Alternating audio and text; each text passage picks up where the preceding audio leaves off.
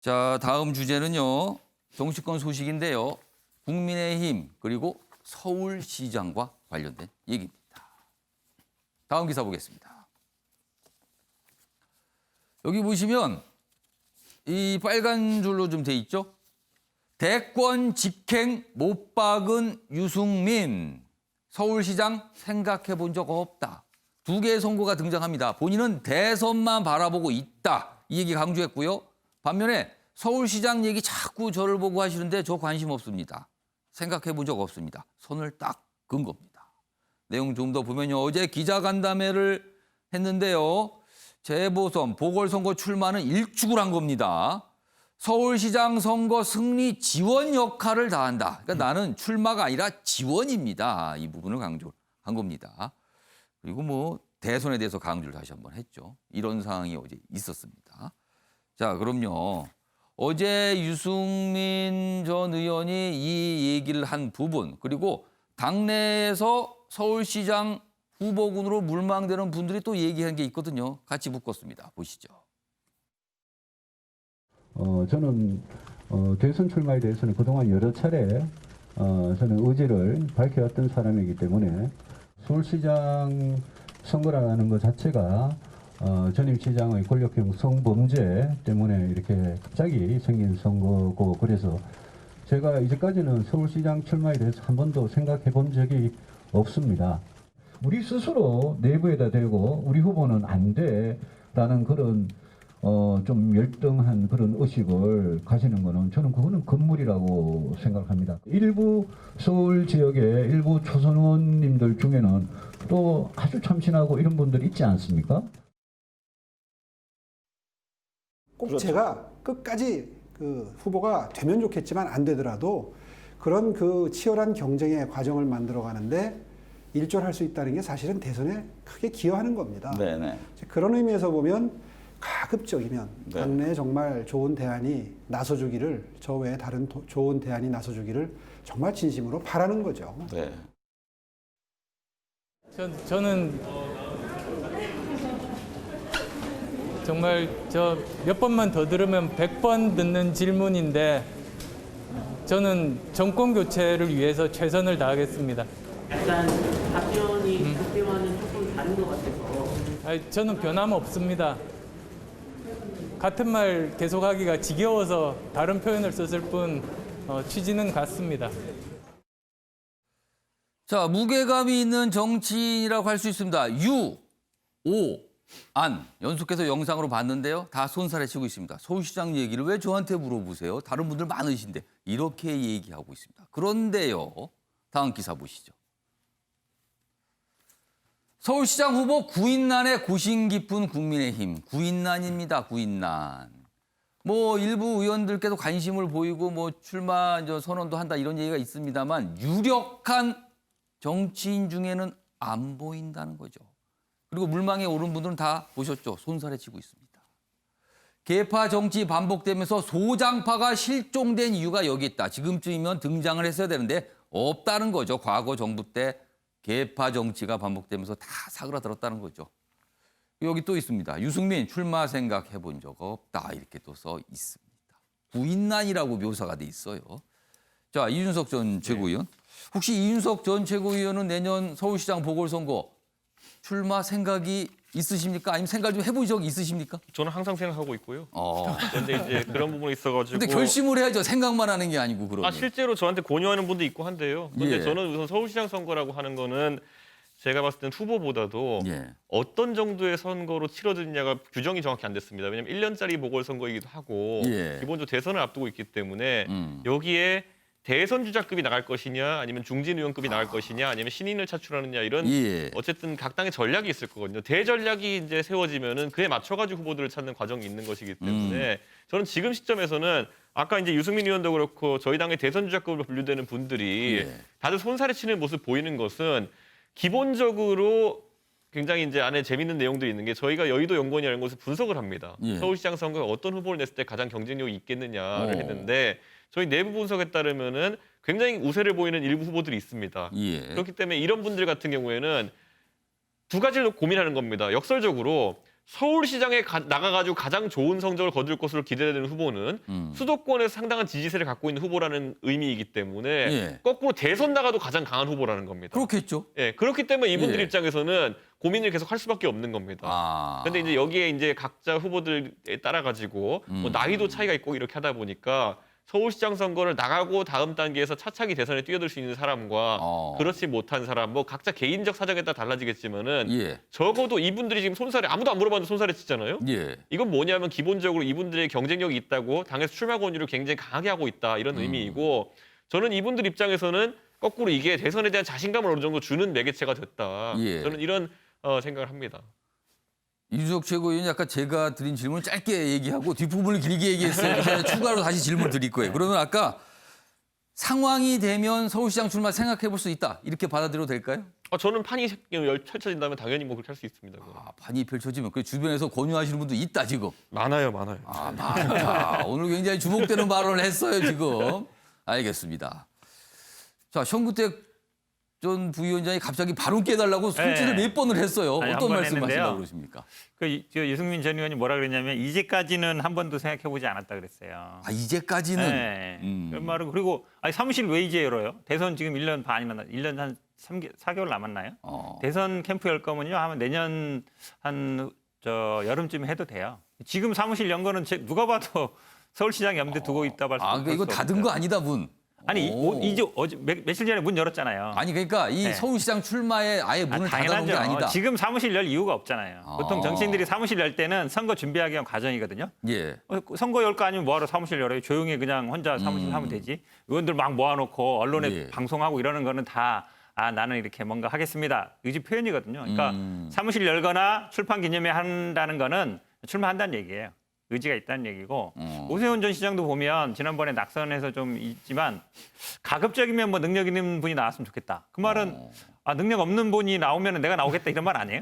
제가 보기엔 그렇게 들려요. 그러니까 지금 이준석 전 최고도 마찬가지로 예. 좀 분위기 만들어주고 예. 좀 여건이 되고 그러면 다 나올 생각은 있다. 저는 안철수 대표도 계속 뭐 정권 개최를 위해서는 뭐라도 하겠다라고 얘기하면 나는 그냥 옹립해주면 나오겠다라는 말로밖에 안 들립니다. 저는 근데 다 생각은 있는 것 같아요. 예. 그 뭐 현근택 부대변인이 저랑 친하게 지내더니 되게 분석을 잘하시는데 저희 당내 사정을 그런데 예. 거꾸로 말하면은 지금 이제 아까 나온 안, 오, 유 이 세 예. 분의 이제 주자들이 사실 아까 말한 것들 행간을 잘 짚어보면요. 아까 유승민 의원이 당내에 있는 후보들을 괜히 그렇게 평할 필요 없다라고 하는 그 것이 얘기를 했어요. 많은 기자들은 어제 그거를 기사 내면서 김종인 대표가 당내 주자들에 대해 가지고 이야기하는 것에 대해서 견제하는 거 아니냐 이런 취지로 얘기한 분들이 있었는데 제가 해석하기는 약간 다른 부분이 있는 게 지금 결국에는 그 저희 당에 후보가 자꾸 없다고 얘기가 나오는데 사실 예. 저희는 하고 있는 고민이 대선 주자급이 나갈 것이냐 중진 의원급이 나갈 것이냐에 대한 고민을 계속 하고 있기 때문에 그런 것인데 일부 이것을 오해한 인사들이 아까 언급되었던 예를 들어 안철수 대표라든지 아니면 금태섭 의원 등이 자꾸 밖에서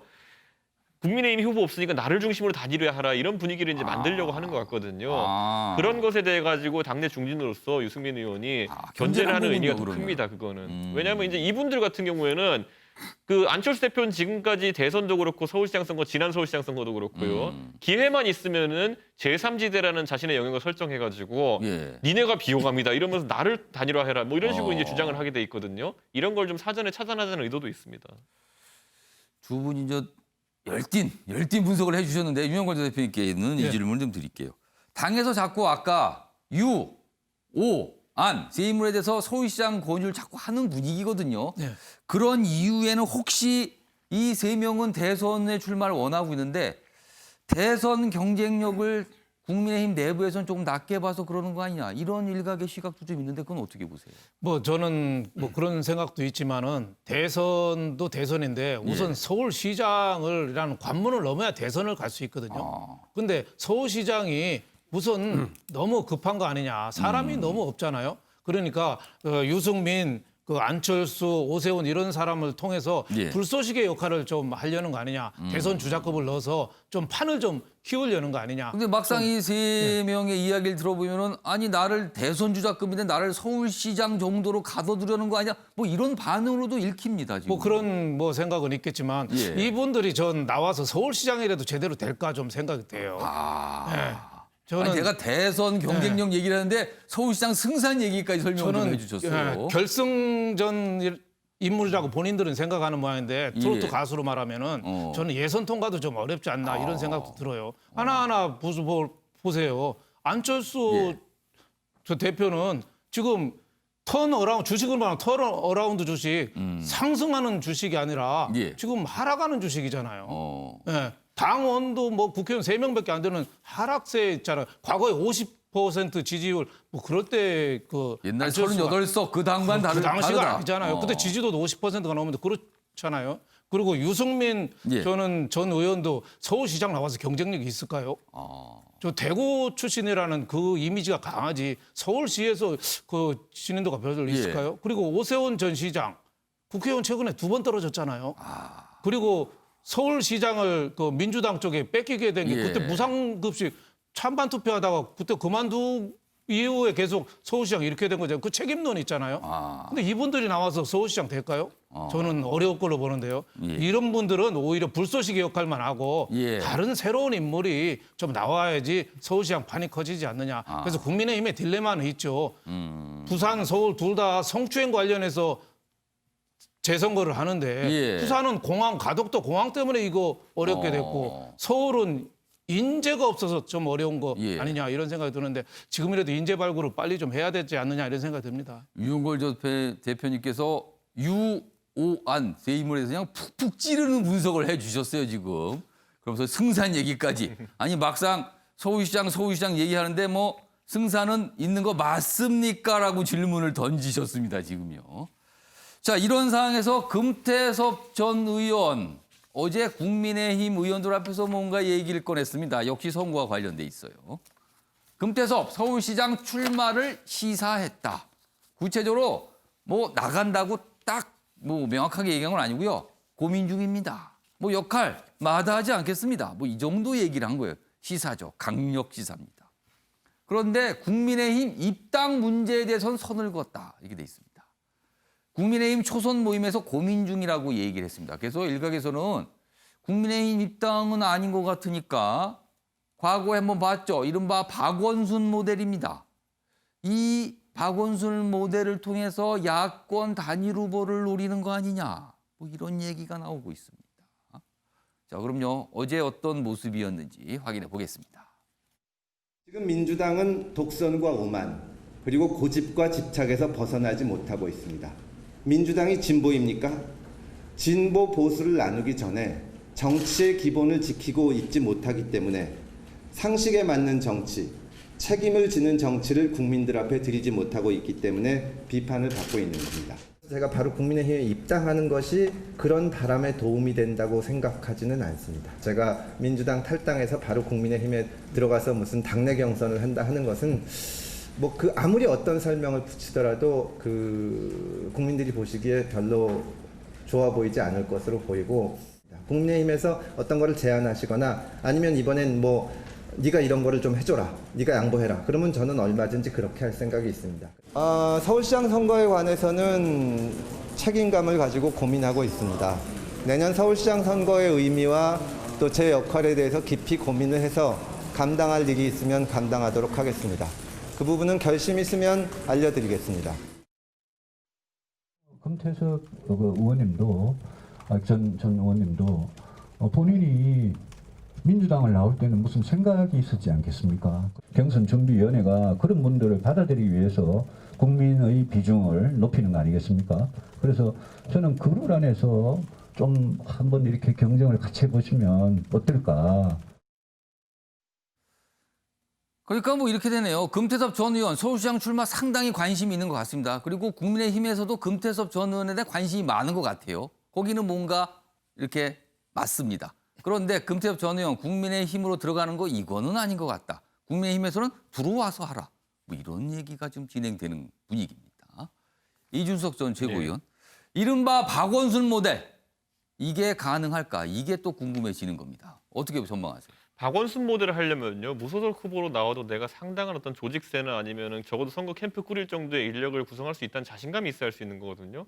박원순 시장은 지금 뭐 돌아가셨지만은 원래 참여연대부터 시작해가지고 시민사회 운동을 활발히 하셨고 그렇기 때문에 내가 출마를 결심했을 때 교통 정리도 되고 그다음에 사람도 캠프에 채울 수 있고 이런 환경이 마련됐기 때문에 결심하신 것인데 예. 저는 금태섭 의원이 과연 그런 어떤 조직형 어쨌든 정치인인가 그건 아니라고 보고요. 이미 그러니까 이 과거에 박원순 전 시장은 무소속이었습니다만 이미 조직화 세력이 있었다라는 거죠. 서울 시내 곳곳에 펼쳐 있는 예. 그 시민단체 세력이라는 것이 언제든지 선거 때 되면은 박원순 시장에 대한 우호적인 발언을 할 수 있는 조직들이었거든요. 왜냐 그들과 함께 했으니까요.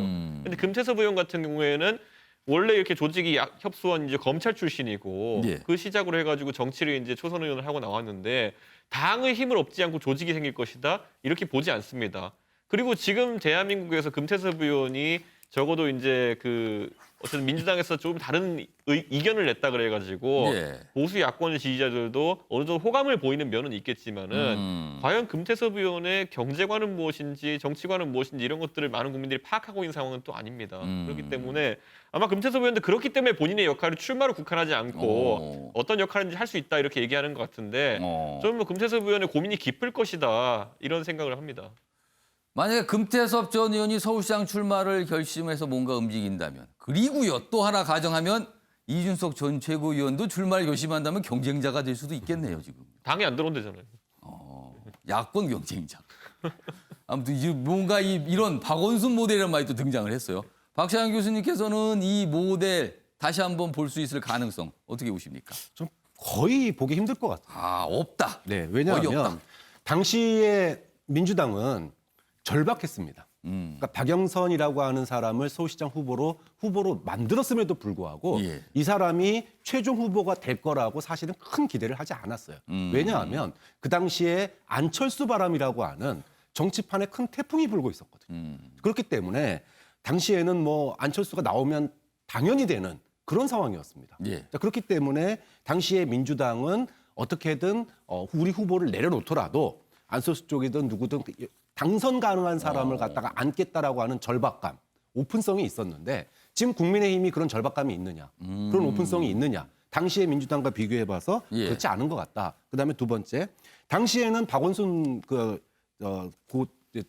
돌아가셨지만 예. 박원순 후보가 안철수라고 하는 그 태풍에 적극적인 지원을 받았어요. 그렇죠. 그런데 지금 금태섭이라고 하는 그 사람을 지원해줄 그 바람이 있느냐? 예를 들어 윤석열 총장이 금태섭에게 당신이 내 대신 정치에 나오 이런 얘기 할 수 있느냐? 아니지 않습니까? 또 박원순이라고 하는 경쟁력은 시민사회에 굉장히 오래된 신망과 넓은 인지도가 있었어요. 그런데 금태섭이라고 하는 사람은 중도 그다음에 소위 진보 여기에 지금 민주당이 진보냐라고까지만 진보 세력에서 그럼 금태섭을 진보로 인정하느냐? 그렇지 않거든요. 그러니까 후보의 경쟁력 면에서도 예. 박원순 당시 후보와 비교하면 인지도나 신뢰도에서 낮다. 좀 그런 점에서 이 시민 후보 박원순 모델이 다시 나오려면은 여러 가지 좀 변화가 좀 있어야지 가능할 것 같습니다. 두 분 공통점 이 모델 이거 되기 어렵다 이렇게 전망해 주셨습니다. 아무튼 시간이 가면 어떤 모습일지 그리고 누가 과연 출마할지 이런 게 조금 하나 둘 나올 겁니다. 지켜보도록 하겠습니다.